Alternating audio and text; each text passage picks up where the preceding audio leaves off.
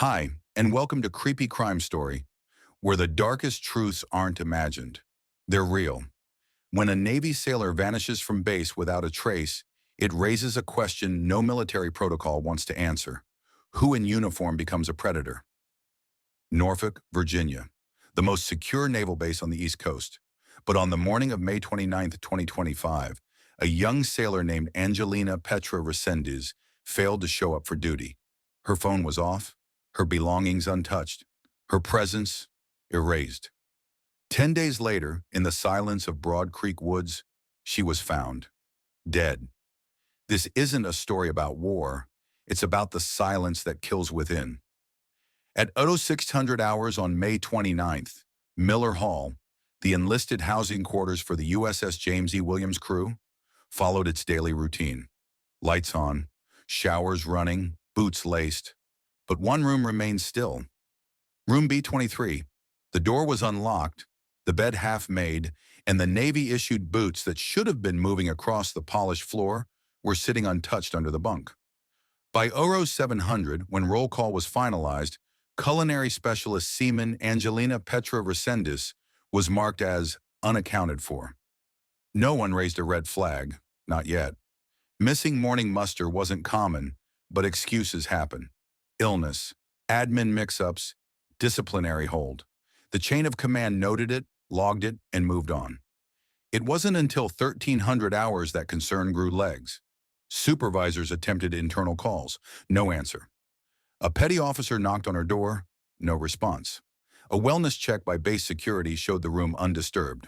Her phone remained on the desk, uncharged. Her purse and wallet were inside her wall locker. The only thing absent? The sailor.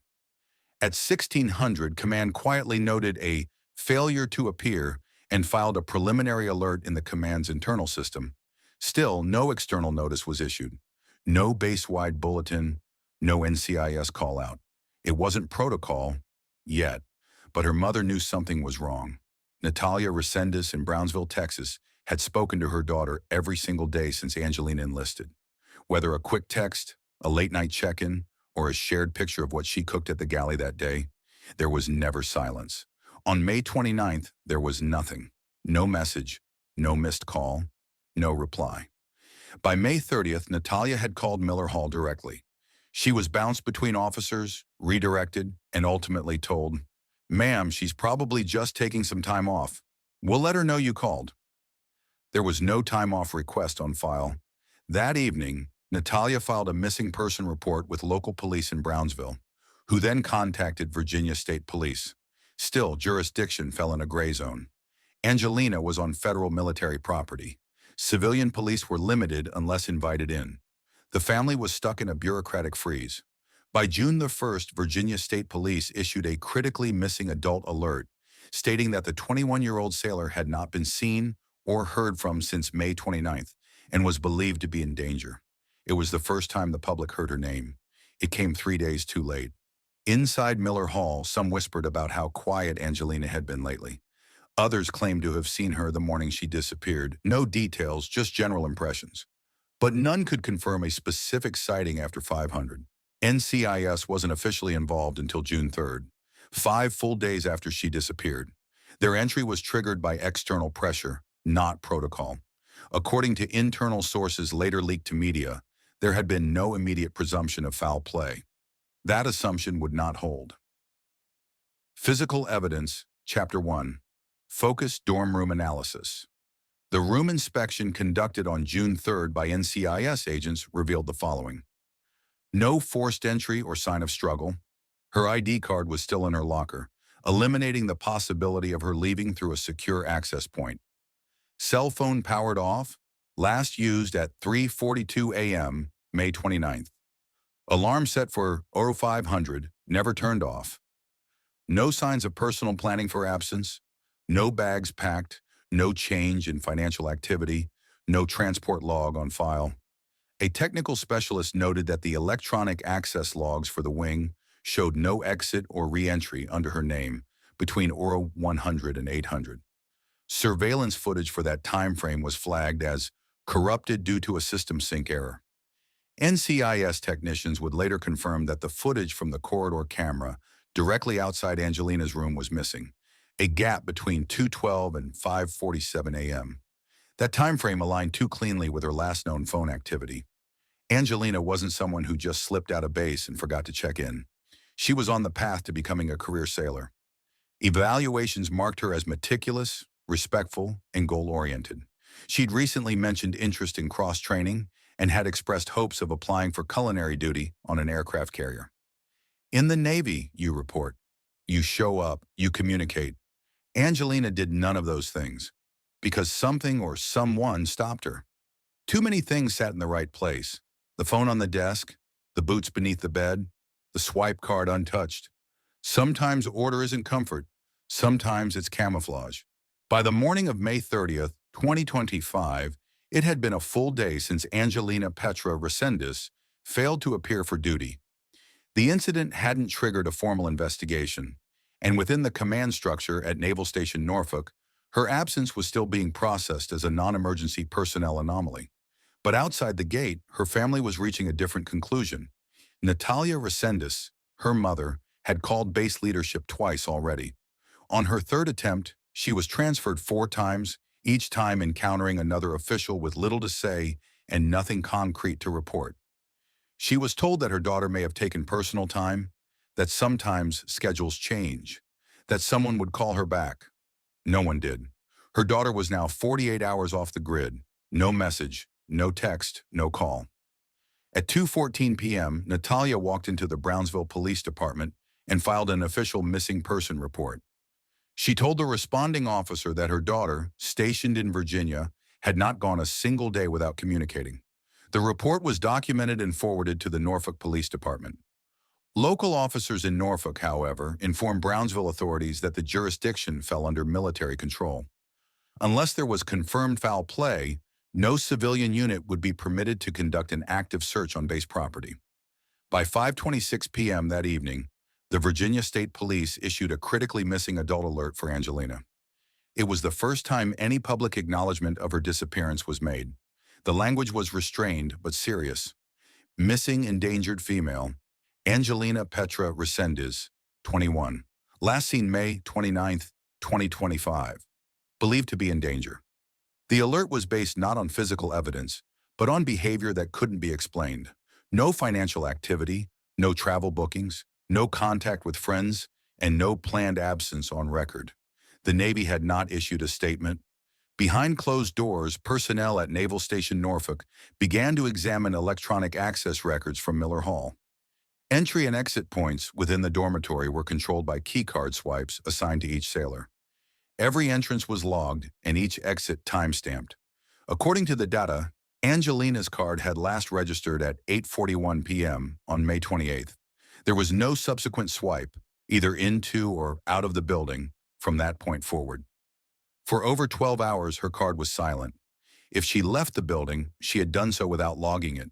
A review of backup security logs, door sensor activations, motion detection patterns, and access panel diagnostics confirmed that the primary exits showed no unusual activity from her ID badge. No door malfunction, no power outage. The entire system was functioning as designed. Then came the anomaly. The surveillance camera covering the corridor outside her room had a data gap. Investigators discovered that the feed from 2:12 a.m. to 5:47 a.m. was corrupted, with the file marked unreadable by the digital storage system. No other camera feed in the entire building experienced a failure. The gap lasted for 3 hours and 35 minutes, during the exact time frame when her phone went offline. A military digital forensics technician reported that the system sync error occurred shortly after 3:40 a.m., the same time Angelina's phone disconnected from the base Wi-Fi. Her final outgoing text, sent at 3:09 a.m., simply read, "Long day, I'll call you in the morning." She never did. There were no further messages, no activity on any social media platform, and no outgoing calls. Her phone had not moved beyond the coverage radius of the base's internal network. It was powered off or forcibly shut down minutes after it disconnected. Forensic analysis would later confirm the battery log terminated at 3:44 a.m. Inside her dorm room, the scene was neutral. The bed was untouched. Her boots remained under the frame, aligned evenly, not kicked off in a hurry. Her phone rested on the desk, plugged into the charger. Her government-issued ID sat inside a secured locker. There was no evidence of forced entry, no sign of a struggle, but the details were too neat. The assigned NCIS case officer recorded that nothing appeared disrupted, but that was the problem. In a shared dormitory used by more than 60 sailors, total silence left nowhere to hide. If she had left willingly, her ID would have been used. If someone had taken her, they would have needed access or opportunity. The absence of both left only one possibility. Someone inside the building had moved without leaving a trail. At the request of NCIS, command leadership provided disciplinary records for all personnel assigned to the same wing as Angelina. Of particular interest were two informal complaints submitted months earlier, both involving verbal altercations between one male sailor and others in the corridor. One of those complaints referenced an interaction with Angelina. While no formal action had been taken, the subject had been verbally warned by a superior officer in April. This individual was not publicly identified, nor had he been interviewed yet, but he was flagged for follow-up. The data was now forming a pattern: no swipe activity, no voluntary phone behavior, no exit signature, and an isolated camera failure. Every layer reinforced the same narrow window between 3 a.m. and 5 a.m. as the likely period in which Angelina left or was removed from her dorm. And all of it occurred in a space designed to document every movement.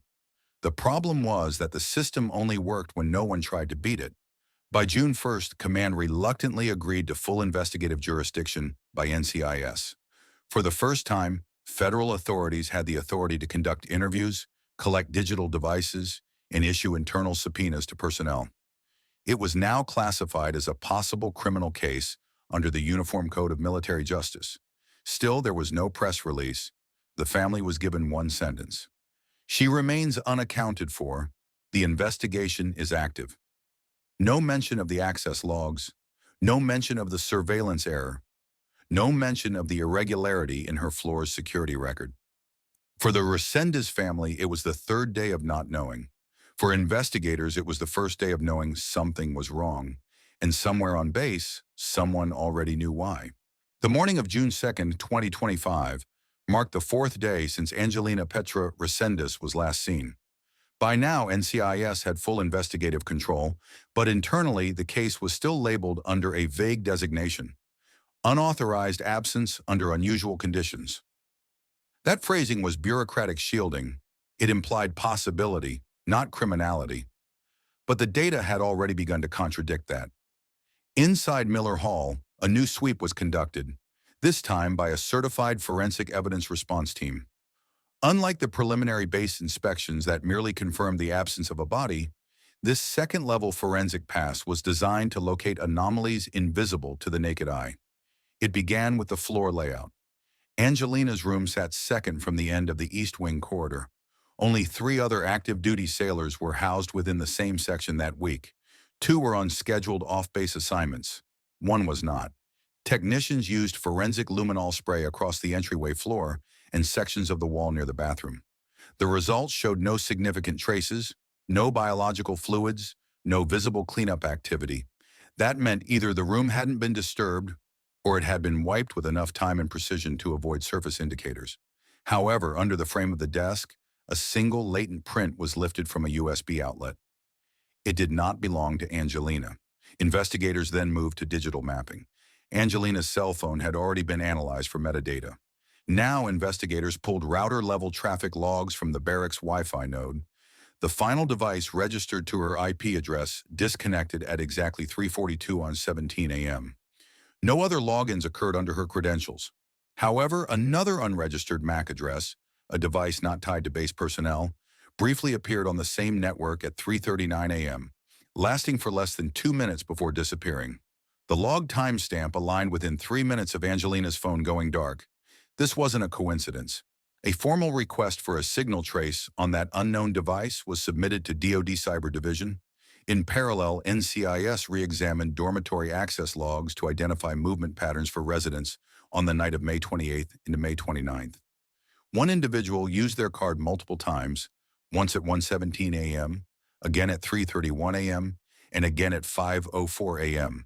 The only person on that wing with swipe activity during that window. This individual had not reported any sighting of Angelina. Their original interview, conducted on June 1st, claimed they had been asleep during the overnight period and did not see or hear anything unusual.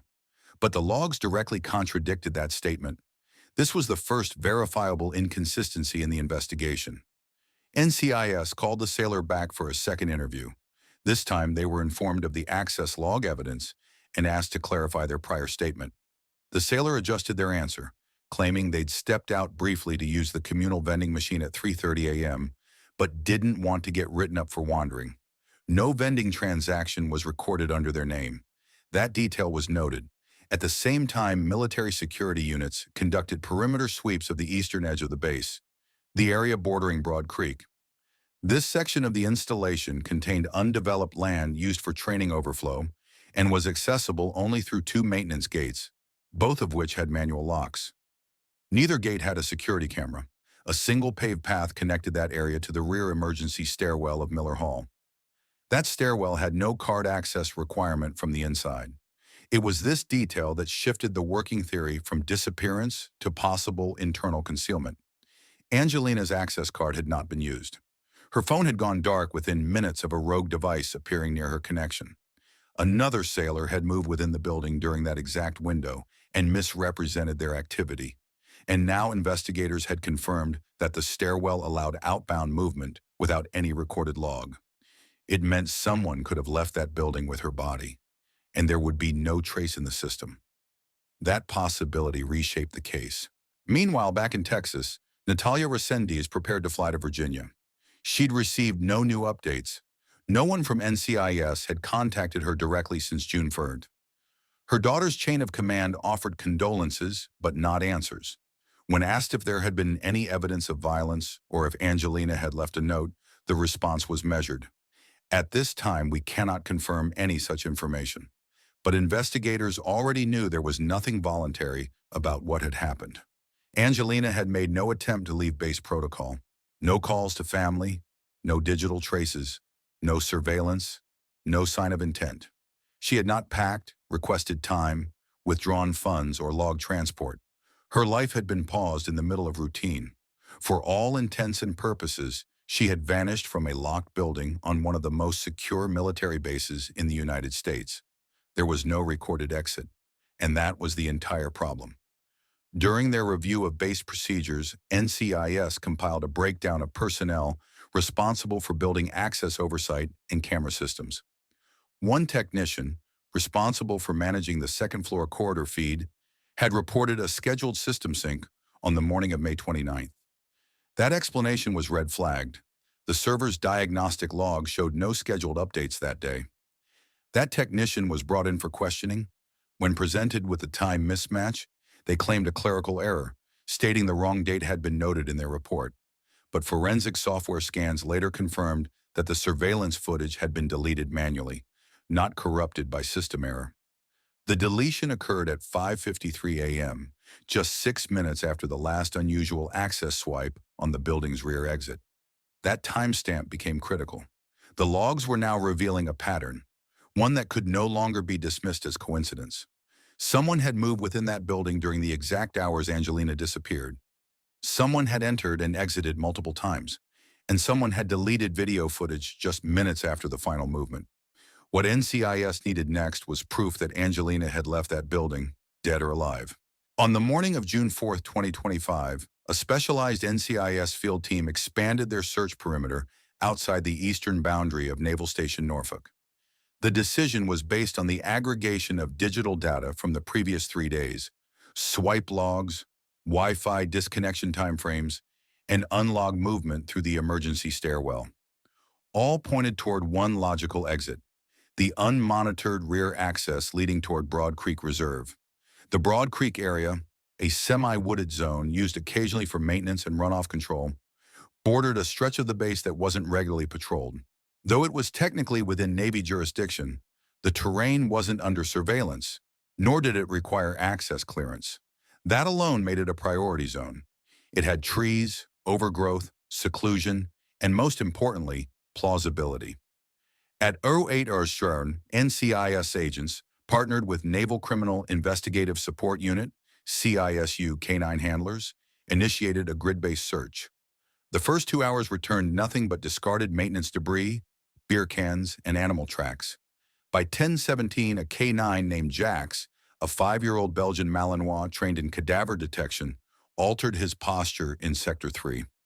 His handler confirmed a consistent scent response within a patch of underbrush, roughly 20 yards off the paved trail. The team halted operations and flagged the site. At 10:31, human remains were located under a pile of dry limbs and yard waste. The body was partially obscured, laid supine, with signs of decomposition consistent with exposure in a humid environment for 7 to 10 days.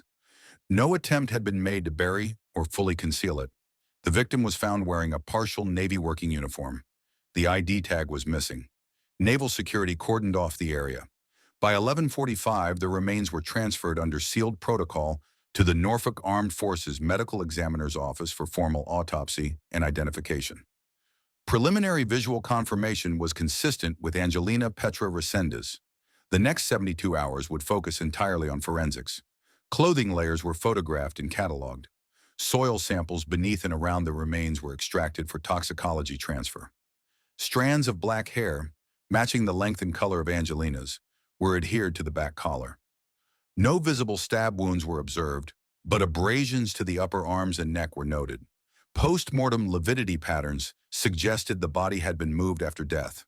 The medical examiner's preliminary report, received June 5th, indicated evidence of ligature compression around the upper throat, consistent with manual strangulation. Petechial hemorrhaging was present in the conjunctiva of both eyes. Blunt force trauma to the left cheekbone and minor contusions on both forearms were documented. No signs of sexual assault were confirmed at this stage, but a full rape kit panel was ordered for lab analysis. The time of death was estimated between 03:45 and 05 a.m. on May 29th, squarely within the unlogged activity window identified by NCIS during their timeline reconstruction. The correlation between forensic findings and digital indicators had now moved from suggestive to direct. This was no longer a missing persons case. It was now classified officially as a homicide investigation under military jurisdiction. Simultaneously, NCIS re-examined the dormitory access logs for May 29th, cross-referencing them with time of death estimates and the newly discovered point of body placement. A mapping analyst overlaid all movement data within a half-mile radius of Broad Creek from 2 a.m. to 6 a.m. The one swipe pattern that had already raised suspicion, the card activated at 1:17, 3:31, and again at 5:04, was now not just anomalous. It was aligned. The final swipe at 5:04 was to the rear stairwell, directly connecting the dormitory to a walkway that merged with the Broad Creek access path. From that door, the area where the body was found could be reached on foot in under 6 minutes. NCIS obtained a warrant for a field search of the suspect's dorm room. By the evening of June 5th, a forensic entry team executed that search. Inside the suspect's closet, they located a pair of standard-issue boots with trace soil that visually matched the earth collected near the body site. A handheld UV scan identified a faint transfer stain on the left boot heel. Samples were taken for lab comparison. In the desk drawer, a partially wiped flash drive was recovered. NCIS Digital Forensics Lab would later determine that the drive had been reformatted on June 1st, but contained recoverable fragments of surveillance video cache. One file name matched a corridor camera timestamp that had gone missing on May 29th. The evidence was stacking, not by accident, but by design. Back in Texas, Angelina's family was officially notified on June 6th that her remains had been positively identified. The Naval Command extended condolences. No details about the investigation were shared. For Natalia Resendez, it was the worst kind of closure. Confirmation that her daughter had not walked away, but had been taken, silenced, and left in a field with no one looking. The case file was upgraded again. What began as an absence was now logged internally as a Class A felony under military code. Article 118, murder. The person of interest was moved to restricted duty status and scheduled for formal interview under advisement. Investigators would now shift fully into pretrial build-out, securing evidence integrity and preparing for a possible Article 32 hearing. For NCIS, there was no longer any doubt about what had happened. What remained was proving who, how, and why. By June 6, 2025, NCIS had a body, a cause of death, a timeline, and a clear path pointing towards someone in uniform. The internal pivot from search to prosecution had begun, and with it came a sharper scrutiny of those who lived and moved near Angelina Petra Resendez in the hours before she vanished. The suspect, a male sailor assigned to the same deck in Miller Hall, had been on the radar since inconsistencies first emerged in his timeline. Initial interviews described him as cooperative, quiet, and not close to Angelina. But as each layer of forensic evidence surfaced, from the deleted camera feed to the unmatched swipe data to the soil trace, his answers stopped holding up. Military personnel records revealed he had received 2 prior administrative reprimands, one for unauthorized entry into another sailor's room, another for violating curfew during barracks lockdown. Neither incident resulted in formal punishment. Instead, they were processed internally, on paper, labeled as corrected through command counseling. Informal, quiet discipline. It's common on military bases. It avoids paperwork. But in this case, it let patterns go unflagged. An NCIS psychologist assigned to behavioral risk profiling noted his tendency toward impulsivity under social stress. It wasn't grounds for detention, but it aligned with cases where proximity and opportunity converged without external triggers. Angelina's dorm was 2 doors down. She had filed no complaints.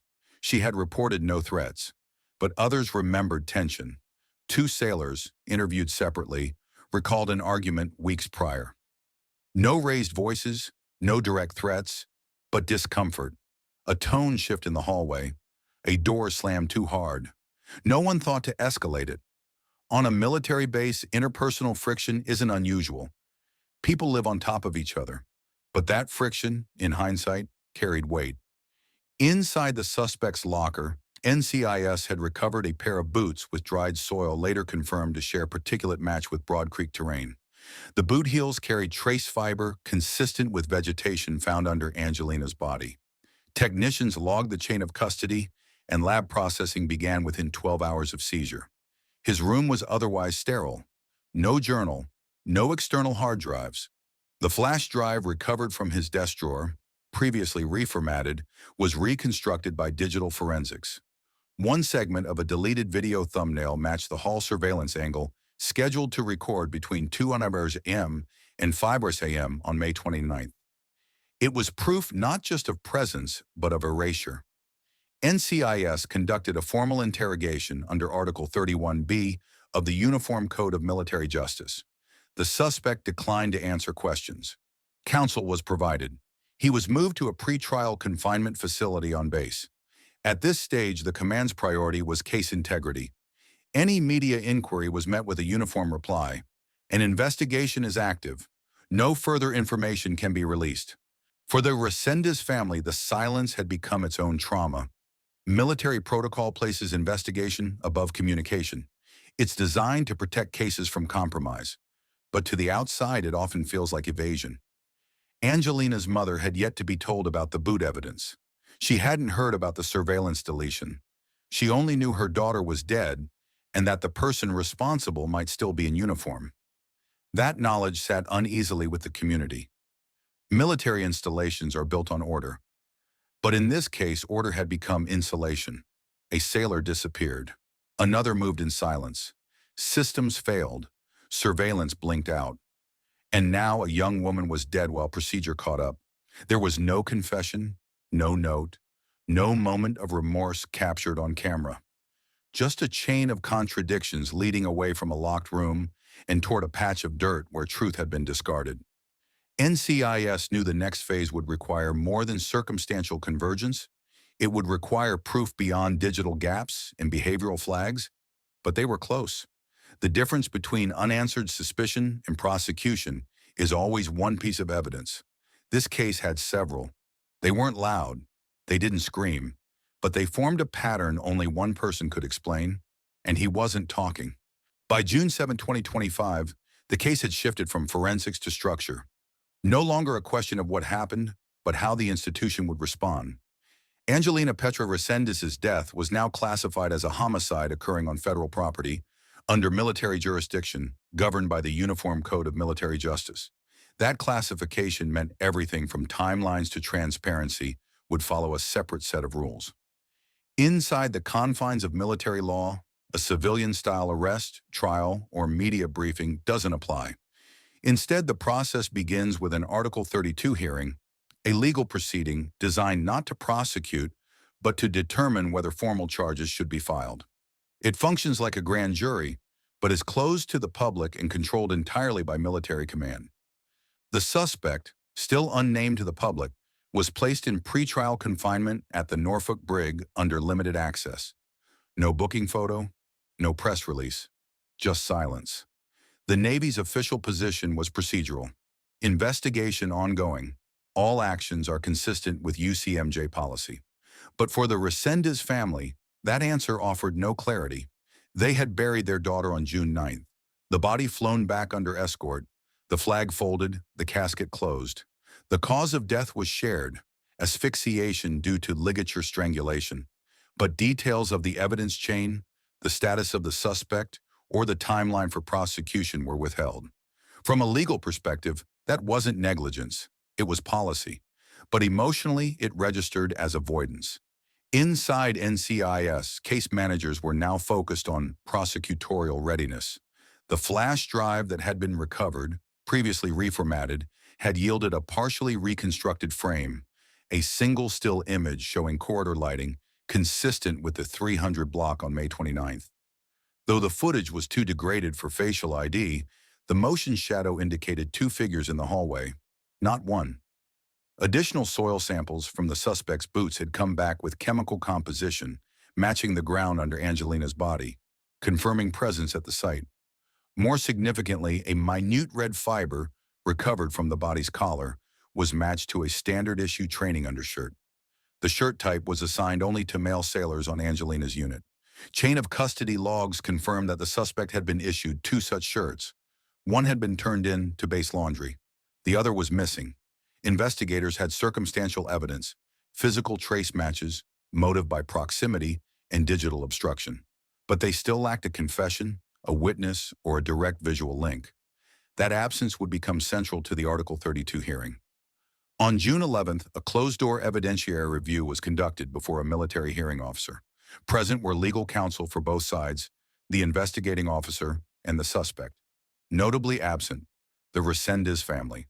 No representative was allowed to attend or submit statements. The law didn't require it. The proceeding lasted less than 5 hours. At its conclusion, the recommendation was clear.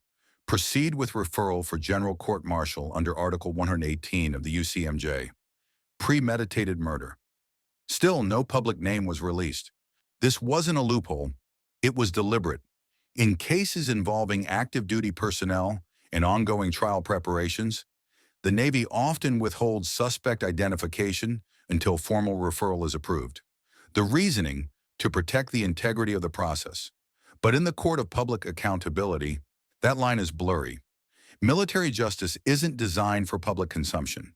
It's designed for control, for order, and for internal resolution. In most cases, that works. But in rare instances, when a 21-year-old sailor goes missing in a locked facility and her body is found dumped outside base grounds, the lack of transparency starts to resemble insulation. A growing number of advocacy groups had begun tracking Angelina's case.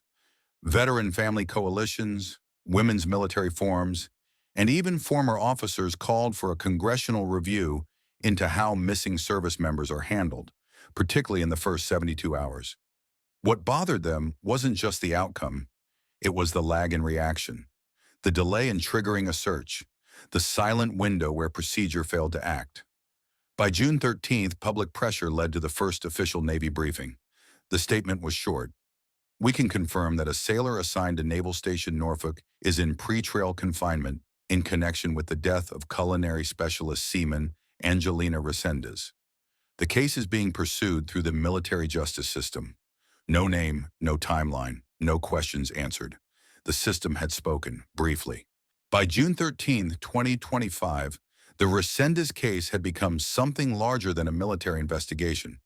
It was now a matter of national scrutiny. The Navy's statement was brief and controlled, confirming that a sailor was in pre-trial confinement connected to Angelina's death. No name, no further detail. But by then, silence was no longer effective containment. Across online platforms, especially among military family groups and women's service networks, the narrative had already shifted. It was no longer just about who did it. It was about how long it took for anyone to act. Conversations circulated through digital corridors that institutions rarely entered.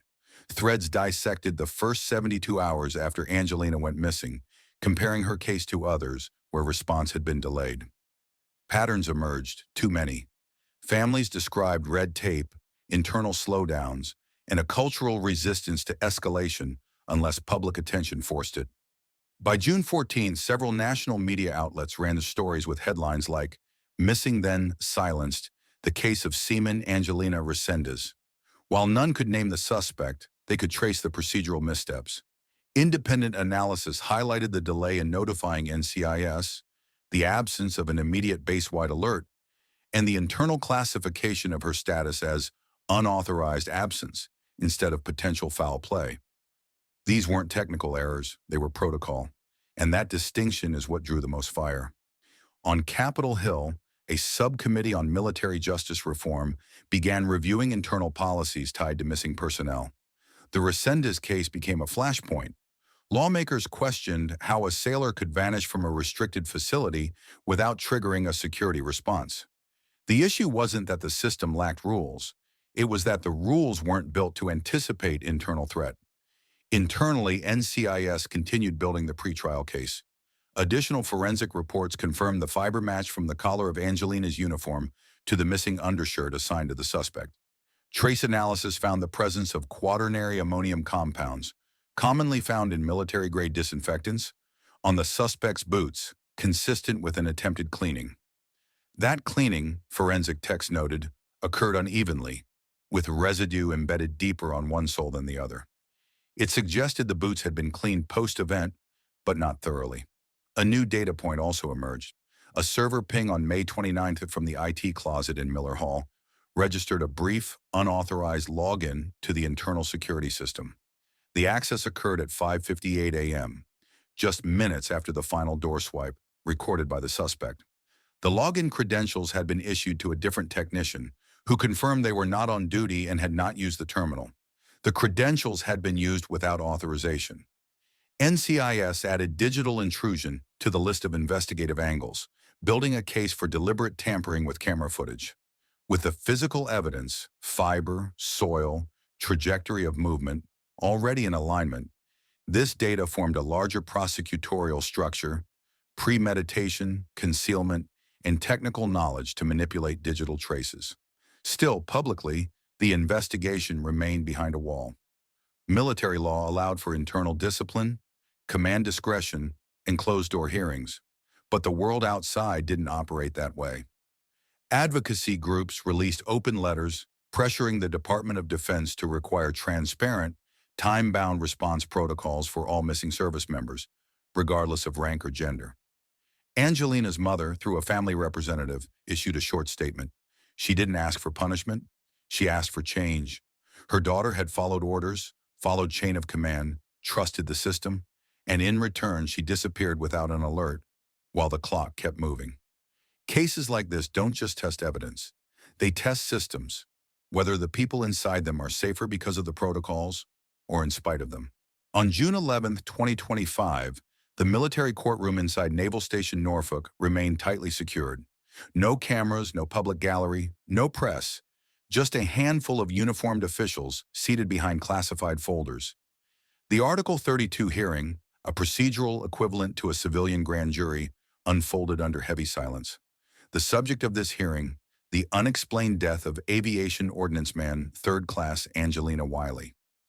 The Navy's legal command presented a detailed timeline reconstructed from digital data, base security footage, and communications metadata.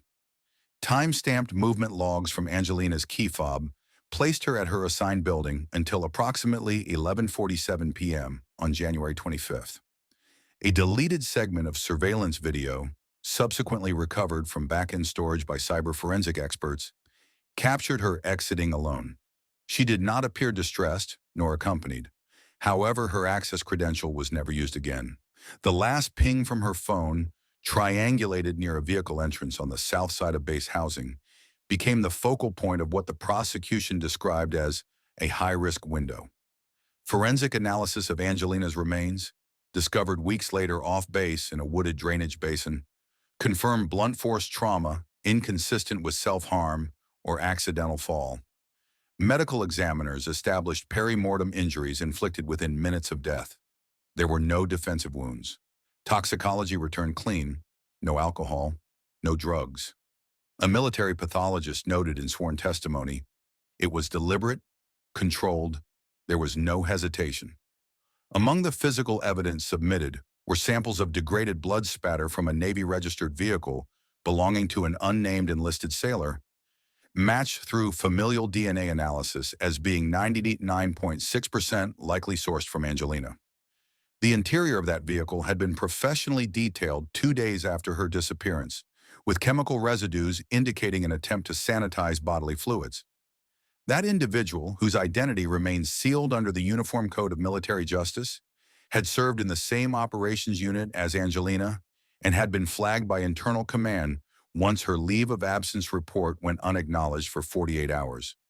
Despite mounting evidence, no charges were filed publicly at the close of the hearing. The Navy declined to announce whether the suspect would face court-martial, reassignment, or administrative discharge. Officials cited ongoing deliberations and interbranch legal coordination. For the Wiley family, still barred from attending, it was another decision made behind locked doors. Outside of the courtroom, pressure mounted. Civilian activists, veterans groups, and social media communities questioned the opaque nature of the process. Hashtags like "Washer Justice for Angelina" began trending within hours. Over 190,000 people signed a petition calling for congressional oversight into the handling of her case. Senatorial subcommittees acknowledged receipt of the demands, with one spokesperson stating, "Procedures surrounding military disappearances require reevaluation." The Department of Defense has since been reviewing proposals for the Angelina's Act, a draft initiative seeking to enforce stricter timelines for reporting missing personnel and to increase family notification rights. Though no legislation has passed, the conversations have reached federal chambers. The case has become more than one young woman's tragedy. It's now a test of procedural transparency in the military justice system. In the months since her remains were recovered, Angelina's mother, Rachel, has maintained a public presence, urging families of service members to demand accountability. "I sent my daughter to serve," she said during a local interview, "not to vanish into a silence she didn't choose." Her words struck a chord with military families across the country, not out of vengeance, but clarity, not for punishment, but for prevention. The case formally remains open. While the Article 32 hearing concluded without an indictment, military investigators confirmed that the suspect was placed on indefinite restriction and removed from active operations. The file was referred back to command for further disposition. In civilian terms, the case is at an impasse. Still, the significance of the Angelina Wiley investigation echoes beyond courtrooms. It is a case study in institutional delay, fractured communication, and the vulnerabilities of those who serve. It is also a reminder that truth, no matter how carefully concealed behind protocols and privilege, has a way of rising through the system, but only if someone keeps asking for it. What happened to Angelina Wiley reminds us that even in structured systems, silence can be deadly. I may never forget the details, the missed warnings, the delays, the unanswered questions. But what I carry forward is something else. Speak up early, protect those you love fiercely, and never assume justice is automatic. If you've made it this far, I want to ask, have you ever felt like someone was dismissed just because the system made them invisible? Share your thoughts in the comments, or just let me know where you're watching from. If this story moved you or made you pause to reflect, please subscribe to the channel. Let's keep bringing these stories forward, together.